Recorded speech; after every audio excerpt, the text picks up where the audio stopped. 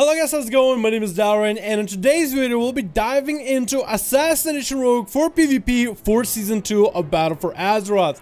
Season 2 doesn't see too much change for Assassination, so this just might be a very quick video. In this video we'll cover everything you need for Assassination Rogues, talents, stats, traits, rotation, openers, as well as some of the more useful macros that will get you guys kickstarted playing this beautiful, wonderful, and a very popular spec. First of all, what is new to Assassination? Well, one of the honor talents that Blizzard has removed that allowed you deadly poison to apply wound poison. Deadly poison is the poison that deals the most damage, while wound poison reduces the healing that the enemy takes.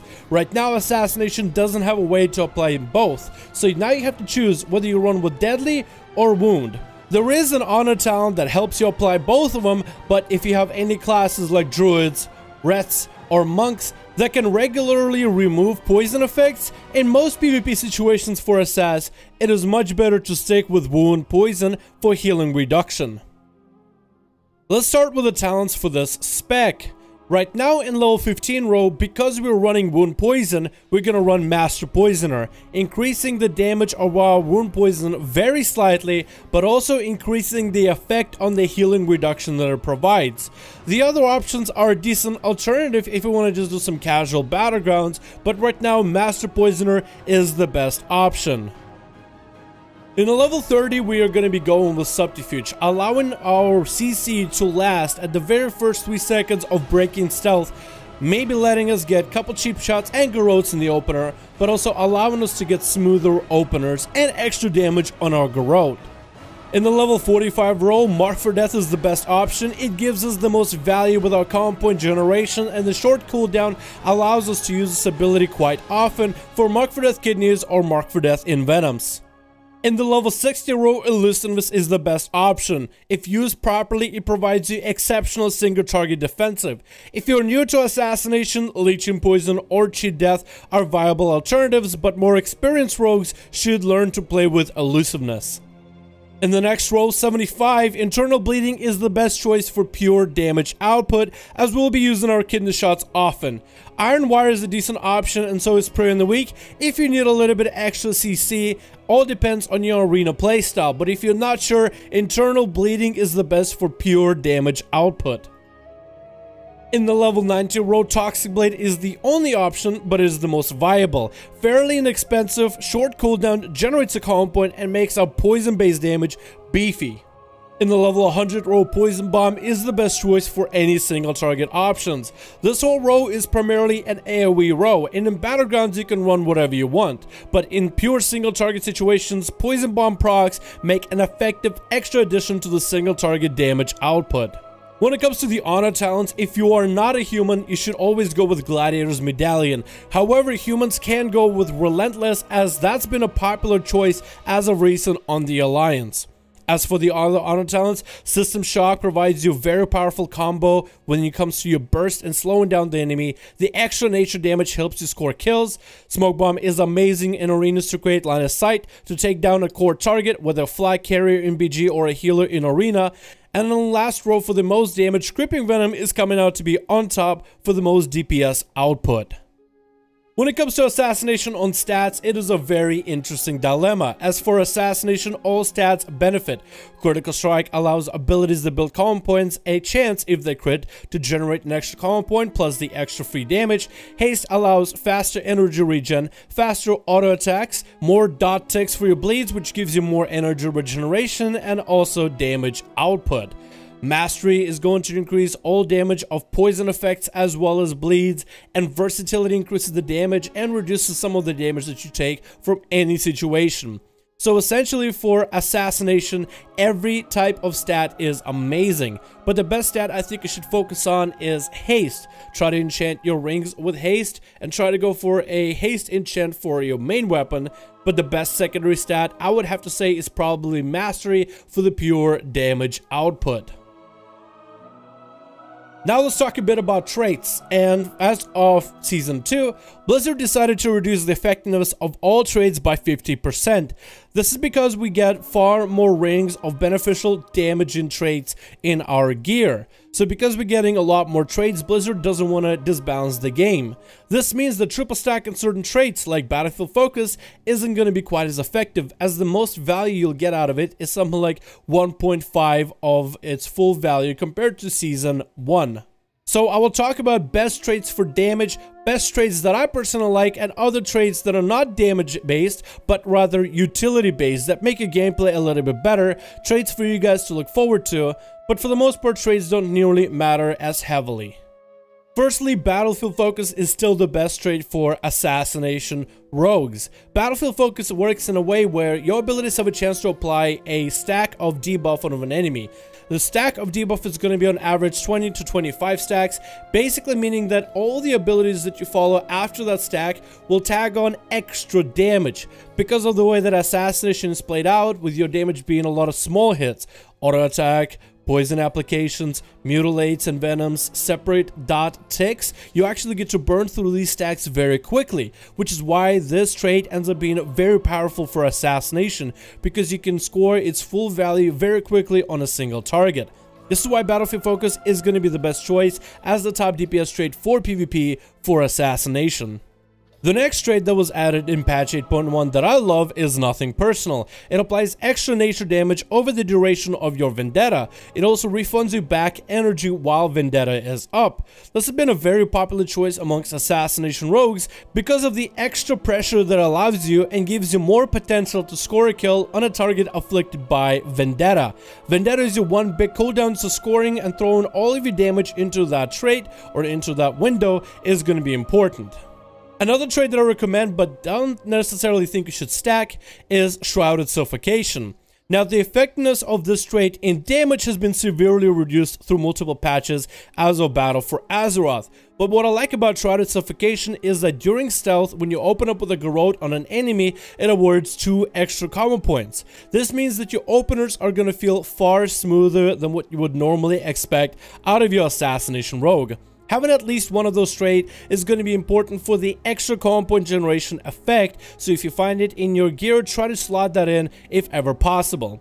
Outside of that, Scent of Blood is also another great choice, as Assassination rogues regularly put more than one rupture on more than one enemy, so Scent of Blood will give you extra agility for every enemy afflicted by rupture. Now, the playstyle for Assassination is very simple. You build common points with Mutilate. You spend those common points first on your bleeds. You want to make sure to apply Rupture and Garrote and maintain them on the enemy. Rupture and Garrote are going to deal damage, but also they'll give you back energy. Energy you need to spend more common points and build common points.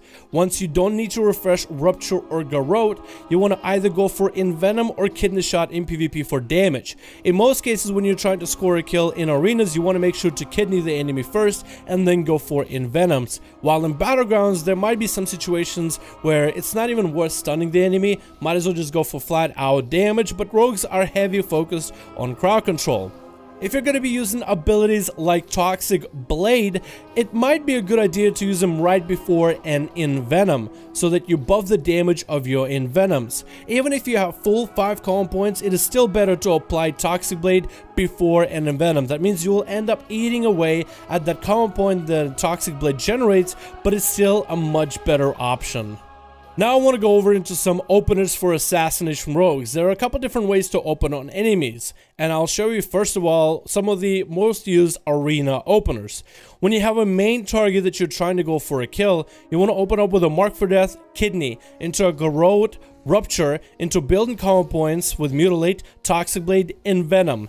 This way you're able to get a lot of your damage rolling ahead of time. You got Toxic Blade on the enemy, you got him on a full kidney with all the bleeds and dots, you establish your Garrote and Rupture, and now you can continue with the rotation, trying to build common points to reapply Garrote as well as Rupture. This burst can be comboed with a Vendetta, sometime shortly after getting your Mark for Death, Kidney, Garrote, then Rupture, because you're trying to use as much value out of the GCD since Vendetta is on GCD. But this opener is interchangeable whether you Vendetta or not. If you're opening on casters that have no way of stunning you without using magical abilities, as in there's no bash like a druid or leg sweep like a monk, you can open up with a Garrote, Rupture, since it'll be silence, Garrote again to get extra common points, Mutilate into a full kidney. You want to follow that up with a Toxic Blade, Mark for Death in Venom for the most damage, and then you can continue pressuring damage afterwards, making sure that you get a full kidney after you have set up all of your dots.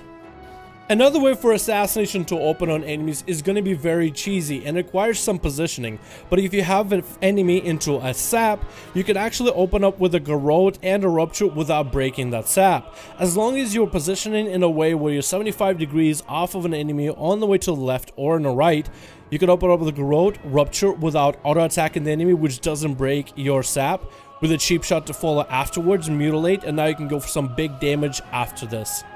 This is something I like to use sometimes in battlegrounds as well as a few dueling arenas. This is useful maybe on enemies that don't have a trinket for your burst combo and you're trying to get the most value out of your damage without sacrificing any kind of GCDs. This takes a little bit of practice and doesn't always work, but as Assassination Rogue you can take advantage of this in some casual PvP situations and you can practice on enemy mobs in order to get your positioning right. Now I want to go over some macros for Assassination Rogue that you guys might find helpful. One of them is going to be Shadow Step Kick on a focused target. We'll mark this crab in square. And if you have an enemy like a caster that needs to be interrupted immediately, having them on focus and using this macro will allow you to step kick them when they're casting a spell. This is useful if you're doing arenas or battlegrounds and you want to have eyes on two enemies. You can have a main target that you're following and a side target that you set a focus on, and you can use this macro to CC them.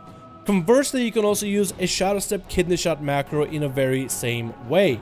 What you will want to do with this macro is, let's say you have a target X that you're going to be focusing, while the target square is going to be DPSing you down like a warrior. You're trying to shake him off, you'll generate comm points off of X, and you'll use that macro without swapping targets in order to CC square, and then you can continue focusing all your attention on the X. This is exceptionally useful for rogues. It allows you to maintain focus on one target while being able to control the other efficiently. The last macro is going to be my burst macro. It combines Vendetta and use slot 13 and use slot 14 to activate together with Vendetta. When you're going to be Vendettaing an enemy, it will also use any of your unused trinkets. And most of you guys should be running only one unused trinket. The other trinket should be a passive. This will allow you to use Vendetta and apply your trinket at the same time, allowing you to combine both of those abilities together in order to get the most value for the GCD, allowing you for a more explosive bursty opener. The last macro is going to be a blind focus macro. Very simple Shadow Step Kidney. It will just focus blind your enemy that you have on focus. So for example, let's say I want to focus down on this little bird on the beach, but I want to also be able to CC my X target. You'll be able to crowd control the X while focusing all your attention on a little sand bird on the beach, giving you again more control as an Assassination Rogue.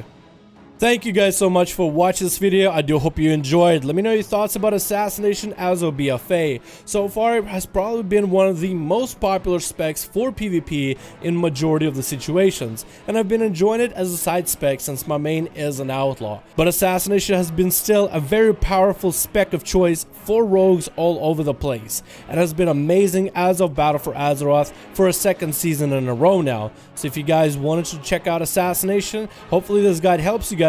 Thank you guys so much for watching. I do hope you enjoyed. Let me know your thoughts in the comments below, and I'll see you guys in the next video.